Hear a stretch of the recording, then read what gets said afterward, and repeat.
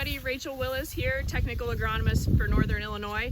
I'm here with Jim Donnelly, my counterpart in further Northern Illinois, and I came up here to his territory today to find some rootworm pressure and really take a look at very heavy rootworm pressure. So Jim, tell me a little bit about what you're seeing in your territory.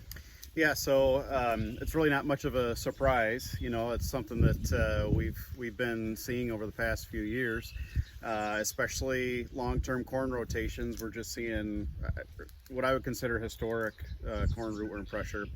Like I mentioned, it's kind of been building over the past few years, and then, you know, our overwintering conditions were very good. We had a fairly mild winter, and it's been fairly dry in most of all my territory. So those two things combined and building pressure, we're just seeing tremendous levels of corn rootworm feeding across the board. Yeah, so we went and visited one of your SmartStax PRO trials where we have SmartStax compared to some of our competitive traits as well as a double PRO just to really check the pressure there. Yep. When we were there, I thought it was interesting. We found adult beetles as well as larvae as well as first instars on some of this stuff that we dug. In some cases, you can pull the roots out of the ground, which is not what we want. Kinda there like we go. Something like this. Yeah, nice, not so nice example of what we're seeing there. Yeah. So when we do those digs, you know, we will wash everything up. We're kind of seeing, you know, from what we've seen earlier, sort of a stair step in control. Do you want to talk a little bit about that?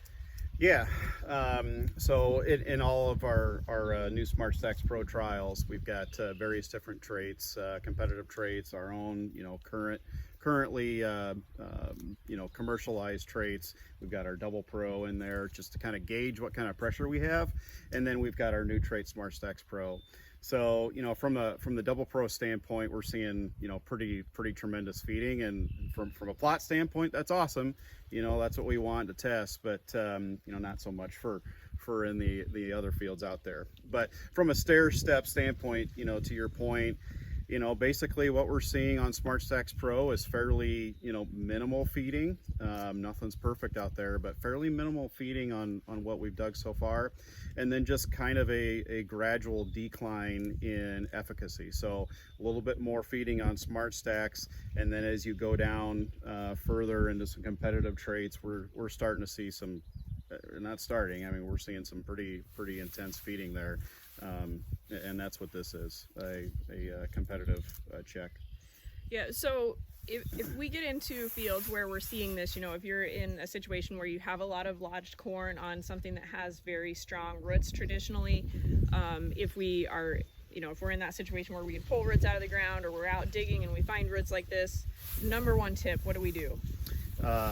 Number one tip, I guess for the current season, there's really not anything you can do from a management standpoint other than be watching for beetles. So I want to make sure that we're not ignoring, you know, all these larvae that are going to turn into beetles and then potentially become an issue feeding on silks and getting in the way of pollination. So that's priority number one. But moving forward, I mean, the biggest thing, the top 10 things you can do are all rotate to beans or even wheat. We're standing next to a wheat field, and I know that's kind of a, you know, a 5-letter word there. Did you say that for my benefit? Yeah, I did.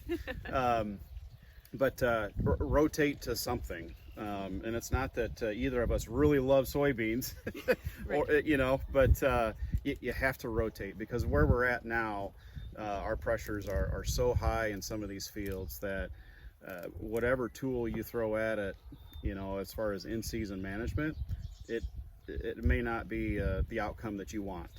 And the best thing that you can do is rotate to a non-host crop like beans. And we really need to get in, especially those long-term corn rotations. We have to get these fields rotated. Yeah. So, well, thanks for the quick review. Any final comments on it? I think rotate to beans, and then rotate to beans, and yep. rotate and to on beans. Down the line to rotate to beans. Yep. So, you want me to keep these rootworm up here, or do you Yes. want me to share them with you down south? You're welcome to keep them. Thank you. Okay. All right. So thanks for listening in to our agronomic update this week, guys. Thanks, guys.